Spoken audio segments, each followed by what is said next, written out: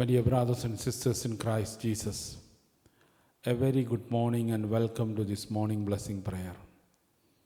The word of God is from the book of Tobit, chapter 4, word 14. If you serve God, you will receive payment. Dear Lord, for you I will do anything. Use me, Lord, for your kingdom. Nothing in this world compares to your love and joy. Amen. Come, Holy Spirit, fill the hearts of your faithful and kindle in them the fire of your love.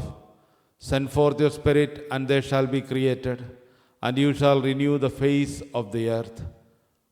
O God, who have taught us the hearts of the faithful by the light of the Holy Spirit, grant that in the same Spirit we may be truly wise and ever rejoice in his consolation through Christ our Lord. Amen.